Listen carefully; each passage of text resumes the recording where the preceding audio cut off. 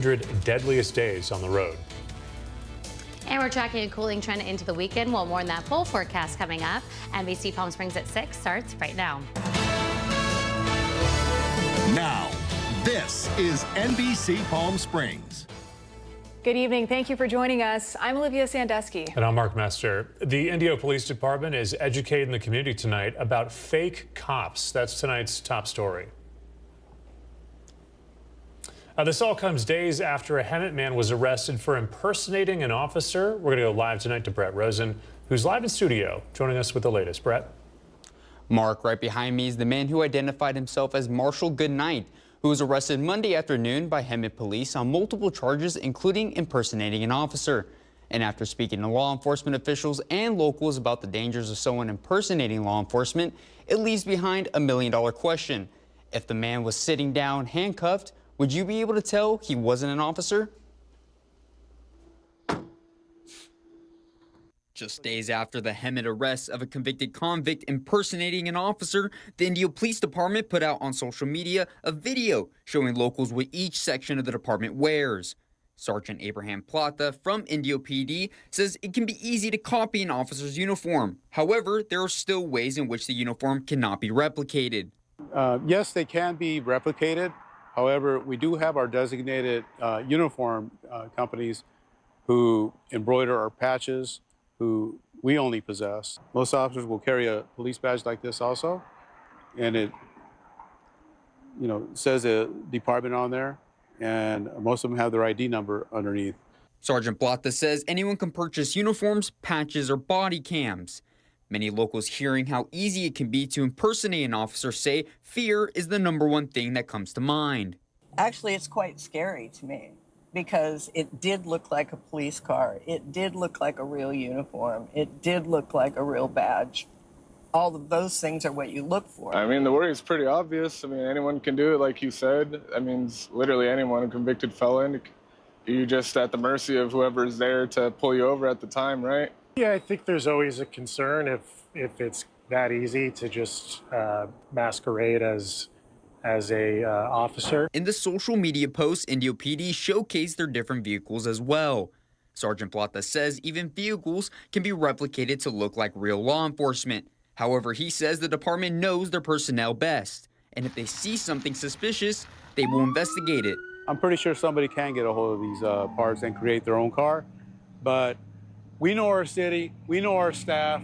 If we see something that doesn't really look right, and it more than likely not one of our officers, and we're going to be able to tell if that's not a real police officer in that unit, we're going to look into it. Now the badge embroidering, the specific patches on the side of the arm, having the correct lights on the vehicle, all ways you can tell if it's really law enforcement. However, as you heard from Sergeant Plata, it still can be difficult to see a difference. So if you have a gut feeling that someone is impersonating an officer, as Sergeant Plata told me, be a good neighbor and report your suspicion. Live in studio, I'm Brett Rosen, NBC Palm Springs. Thank you for that report tonight, Brett. We have a live look from our Agua Caliente casino camera for you. Downtown Palm Springs right now, where Village Fest is happening this evening. It's a Thursday after all, getting a little closer to the weekend. So if you're looking for some fun, maybe some baked goods, some cool clothes, oh my gosh, head down they there. have it all down there. Yeah, you name it, they have it down there. The pumpkin bread with chocolate chips. Shout out the pumpkin bread. I feel like I always talk about the pumpkin bread. I told you guys I'd bring back some. It must have been memorable. It was very good. Yeah. And I didn't bring you back some, so I still owe you guys. You so still have time tonight. I still have time because we have until 10 o'clock. You're right. I'll be sprinting down there to get some of that. But yes, they have clothing, they have jewelry, they have people that make their own pots, you name it, their soaps. So definitely go check it out. We love showcasing the local businesses here in the Coachella Valley in great conditions for downtown Palm Springs. If you're gonna head out to the Village Fest, maybe just bring a little bit of water with you and find some moments in the shade. It is gonna be still in the triple digits as we kick that off. More in the 90s as we get into this evening, 80s through the 10 o'clock hour. Right now in downtown Palm Springs, 105 at the airport there. When something that we are talking about, you looked at that live kit that we were we're just looking at winds pick up a little bit, blowing those trees a little. 17-mile-per-hour winds from the northwest direction, gusts 32 miles per hour. So keep that in mind. Those winds will be gusty in the afternoon and evening hours, really through early the first part of our weekend, and definitely peaking as we get into our Friday evening. Onshore flow, so winds from the west as that low pressure system that is just north of Point Conception off the coast inching its way closer to Southern California. Here's a surface map for Friday. So again, it'll be just off the coast for our Friday, moving inland on Saturday. So it is going to be ushering in some cooler conditions. So we're actually seeing a cooling trend for the next couple of days, and enjoy it, because then we're getting a warming trend for this roller coaster ride for temperatures, taking us back to above 110 degrees for early next week. So let's not talk about that. Let's enjoy those below average conditions for now. Here's a look at your Comfort Air 3-day forecast. So mostly sunny skies for the rest of the week into the weekend. 104 for our Friday, 101 on Saturday. Then temperatures ramp back up as we get in the second half of our weekend. We'll break down what we can expect for the weekend and early next week, and that full forecast coming up. Thank you, Chloe. And if you can believe it, August starts next week, which means most schools are back in session. So to help families deal with the rising cost of supplies, Cathedral City's police department held a giveaway this afternoon, complete with backpacks, snacks, and even some water slides. Our digital reporter Thalia Hayden was there and has more. It's a backpack bonanza here in Cathedral City. Parents and students alike say they're getting the backpack they've always wanted. Looks like you chose blue, huh? Yeah, my favorite color is blue. Gray, because it's going to match my clothes, and I like to match with my brothers. We have about 500 backpacks and about 400 school supply kits, which is colored pencils, folders, and some erasers. I'm excited. They have a bunch of rides. They're giving away free backpacks. And there's a lot of fun stuff to do. Did you do the slide already? Oh my goodness, was it fun? Yeah, All right. Cold? I think it's really great. I haven't lived in Cathedral City that long, but I love it. It's really great. Backpacks and school supplies was a big need. A lot of the parents asked for it throughout the year, and we were able to reach out to some of our donors, and we were able to meet that need. It gets the kids excited to go to school, and they can see their friends right now before they start school. It's also nice to get some free backpacks. Those school supplies get expensive, huh? Yes. Yeah. We want them to know that we're here to help their kids out. We're here to give back to our community, and we love our community, so we're here for them. I'm Thalia Hayden in Cathedral City. Back to you. All right, our thanks to Hallie for that. All right, the City of Indio partnering with Lifestream Blood Bank, hosting a community blood drive today. The push for donations just wrapped up at the start of the hour over at the Indio Teen Center. The drive, a part of the 9 Cities Challenge for blood donations, hosted by Lifestream. While today's drive is over, Lifestream is always accepting donations. Sure, so we're not having another blood drive, but you can donate anytime. You just have to say Indio, and then we'll get credit for that for blood drive for the challenge. So we're only having this one here today, but anytime you give, if you mention Indio, we get credit. Some lucky donors received a Riverside County blood donor t-shirt and a $20 Amazon gift card. Coming up next here on this Thursday evening, we have a look at the program to get money into the pockets of families who suffered damages during the Eaton fire in Altadena. Plus, later on in our entertainment news, Manny the Movie Guy has the rundown on the new Fantastic Four movie. But first tonight, we have a look at your gold and silver prices. You're watching NBC Palm Springs on this Thursday evening, and we're back right after this.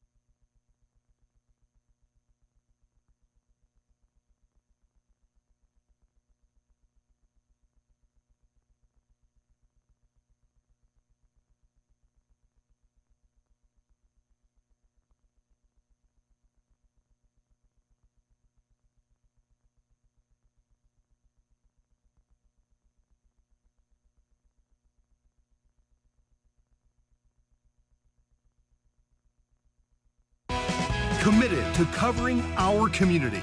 You're watching NBC Palm Springs at 6. Welcome back. A utility company unveiling a program to help families recovering from the Eaton fire. They say the plan will allow victims to rebuild their lives without a long litigation process. Lawyers representing victims who have filed suit against the utility have urged their clients to be cautious. Darcia Phillips tonight with the story.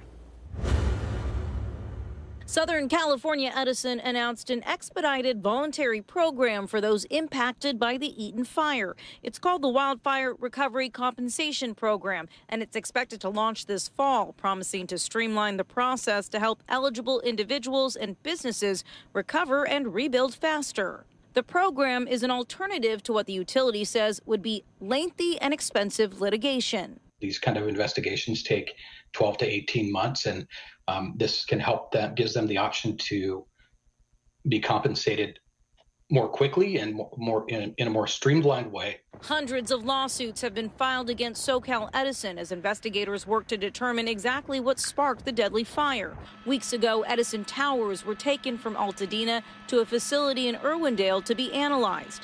NBC4 has previously reported video from surveillance cameras that appeared to show a spark at a transmission line, which was inert and somehow became energized in Eaton Canyon the night the fire erupted. SoCal Edison is clear that the investigation into what caused the fire is still ongoing. But LA Fire Justice, a coalition of attorneys representing those affected by wildfires, say offering a compensation package is telling. I guess the question is, why would you be compensating people if you weren't responsible for the fire? And while the details of the compensation package haven't been made public, attorney Douglas Boxer says he has experience with direct payment programs. Pacific Gas and Electric, another utility in Northern California, which started fires that affected our clients, offered a direct pay program as well. It ended up being not particularly generous to those clients who opted into it. He also cautions that these compensation programs often have participants release the utility from any known and unknown damages, giving up your rights to litigate in the future. Very hard to ask one of my clients to sign a release for something today when we don't really know the full extent of the damages that have been caused by the Eaton fire. That was Darcia Phillips reporting this evening. Giving you a live look from our Indian Wells Golf Resort camera. Chloe Carlson is here tracking our end-of-week forecast. Those details when we come right back. Don't go anywhere.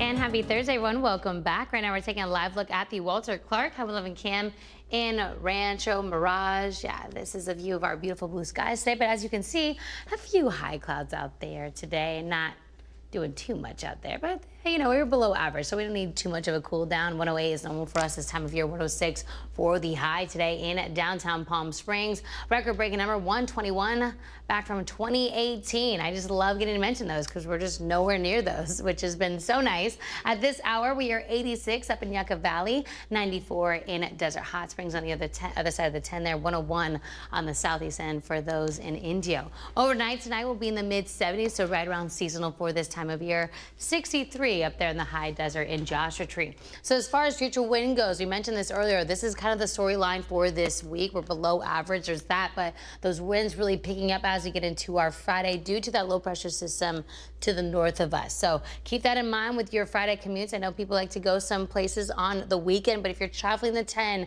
or the 62 heading west or up to the high desert, keep this in mind as you get into on the road tomorrow evening. Those winds going to be picking up 30-mile-per-hour sustained winds. So for areas like Cabazon, those gusts are going to be the 40s, and for some of those isolated areas up to 50 miles per hour. So just take your time on the roads if you were heading out this Friday. Saturday, they'll still be a little bit gusty, but subside as we get into Sunday, more breezy for those areas. As far as surface moisture goes, picking up a little bit on Saturday, but mostly dry here on the desert floor. Low pressure system center moving inland on Saturday. A few high clouds out there, but below average conditions. Tuesday, ridge of high pressure will be building to the east of us, warming us back up to above average conditions. Here's what you comfort air 7-day forecast of below average conditions through the rest of the work week into the weekend. Will warm up, temperatures peaking next Wednesday at 110. Olivia, back to you. Thank you, Chloe. New at 6 o'clock tonight, it's a heartbreak no parent should have to endure. A local mother is speaking out tonight after losing her 21-year-old son in a car crash. Now she's turning her grief into a warning for young drivers during one of the most dangerous times to be on the road. Our Alondra Campos has her story. She joins us live in studio tonight with more. Alondra. That's right, Olivia. It is a pain no parent should ever have to endure, losing a child to a car crash. Now, this accident happened during what safety experts call the 100 deadliest days for young drivers. An Indian mother is now sharing her story in hopes of saving others as authorities issue a warning for families this summer. My best friend right here, and I miss him a lot. I wish this doesn't happen. Off Highway 111, in between Shields Road and Madison Street in Indio, a memorial sits under a light post, commemorating the memory of a son, brother, and friend. All I remember is every day how fun we would be together, just the liveliness of him. All he wants to do is have fun, help everyone out. Indio resident Andrew Reyes was just 21 years old when he died in a car crash last summer, in the middle of what safety experts call the 100 deadliest days for young drivers, the time between Memorial Day and Labor Day when fatal teen crashes spike. According to family members, Andrew was driving along Highway 111 when he lost control of his steering wheel, crashed into an electricity pole, and was ejected from his vehicle. Accidents are accidents, but I have lost 2 children in 2 separate car accidents, and it hurts. Although a year has passed since his death, the crash still haunts his mother and friends. The stillness on our lives that it put is nothing compared to the foreverness in his. So every day we have to carry his burden now. AAA says Andrew's story is sadly not uncommon, and during this summer season, they're sounding the alarm. Teens are currently out of school, so they have more time on their hands, and that increases the chances of there being a teen-related crash. According to the most recent data, in 2023, 2,897 people were killed in crashes involving young drivers. On average, 8 people are killed per day in teen-involved driving crashes in the summer compared to 7 per day during the rest of the year. So we see an increase during the summer months. AAA says deadly crashes involving young drivers spike in the summer months by 30%, often due to speeding, distractions, and inexperience. What we're seeing right now is teen drivers are very distracted, whether that is with their iPhones or whether that is with friends, music, whatever that may be. But being focused while driving is imperative, and it also saves lives. Parents and guardians, however, can play a lead role in preventing a deadly accident. Lead by example. So show your children what it means to be a good driver. So that means parents, when you're driving, don't have your iPhone in your hand. Don't be looking back for the kids, the dogs in the back seat. AAA safety experts recommend parents educate their children and create a parent-teen contract before they get behind the wheel. For NBC Palm Springs, I'm Alondra Campos. We'll be right back.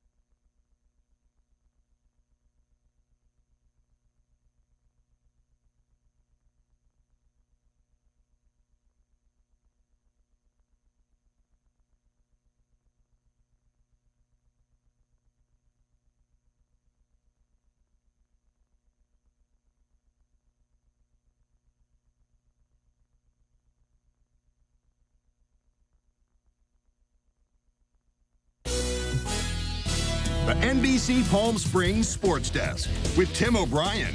Brought to you by Agua Caliente Casinos.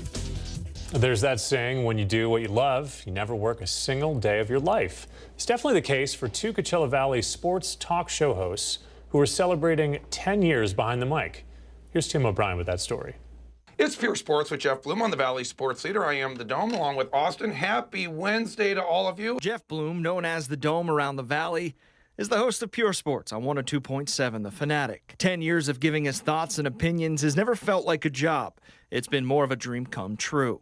I always wanted to be in sports talk radio. Growing up as a kid, my family knew it. I've been an avid sports fan my whole life, and I got to the Coachella Valley and I got to live out my dream. For his co-host and producer, Austin Derryberry, getting paid to do something he was already doing on his free time is special. Yeah, it's how many people get to say, like, they get to do their favorite thing, which is talk about sports or just be involved in sports and get paid for it. I love it, and I'm just very thankful for it. It's a great gig with a ton of benefits, but it's not as easy as just showing up 5 minutes before the show and throwing on the headphones. Preparation is key. You know, my days putting the show together, getting out, finding more sponsors all the time. We're so fortunate to have the sponsors that we do. But as you know, it's not easy putting a show together every day. It takes time. People think you just show up and you do a 3-hour sports talk show, but a lot of reading, a lot of research, and being prepared for maybe something you don't think is going to come up on a show, especially during the NFL. I mean, we recap every game, and whether I care or not about that game, we're going to talk about it. While the sponsors keep the lights on, it's hard to make a successful show without your faithful listeners. You know, just interacting with all of the listeners. We are so fortunate to have a text line every day that listeners text in. They all have nicknames, whether it's Spaghetti Jeff or Raider Royce or Mike the Saints fan, Hella Saucy. All of these guys just chime in every day and just do a great job contributing to the show. And it's really fun to interact with them each day. 10 years is quite the accomplishment in anything you do. Where will the show go over the next 10 years? 10 years, man. I hope we're still doing it. Can I say syndication? That would be the dream. For NBC Palm Springs, I'm Tim O'Brien. And now the Agua Caliente Entertainment Report, brought to you by Agua Caliente Casinos. There's a new superhero movie at the box office. Here's Manny the Movie Guy with the Fantastic Four First Steps. Famous around the world. It's clobbering time, superhero fans. The Fantastic Four. Headed by Reed Richards, a.k.a. Mr. Fantastic. a.k.a. Pedro Pascal. There's also Invisible Woman. a.k.a. Vanessa Kirby's Sue Storm. Human Torch. Johnny Storm, played by Joseph Quinn. And The Thing. a.k.a. Ben Grimm, played by Evan Moss Baccarat. It's clobbering time! That's just in the cartoon. Like Superman before it, this new Fantastic Four embraces its comic book roots, and as a result, it's a resounding return to form for the beleaguered Marvel Studios. Appropriately subtitled First Steps, this one is all about new beginnings that strengthen their family dynamics. Are you pregnant? The film is book-ended and informed by the subplot about Reed and Sue's baby. The gigantic cosmic being Galactus wants baby Franklin for his immense powers. So, enter Galactus's herald, the Silver Surfer. Galactus. Closer to Lost in Space with a little bit of Star Trek and the Jetsons thrown in for good measure, it's the Fantastic Four's debut in the Marvel Cinematic Universe, yet it doesn't feel like a Marvel movie, and that's a good thing. Are we safe? There are some character development problems, but the cast, especially Pedro Pascal and Vanessa Kirby, are so good that their performance helps fill in the blanks. And I love its mid-century modern aesthetic. Set in a quasi-1960s, from the costumes to the set design, it's retro-futuristic. That is fantastic. funny and exciting with a lot to say about family. Director Matt Shackman and company have created the best of all the Fantastic Four movies. One more thing, stick around for the mid-credit scene. There's a nice surprise and you'll be doomed to miss it.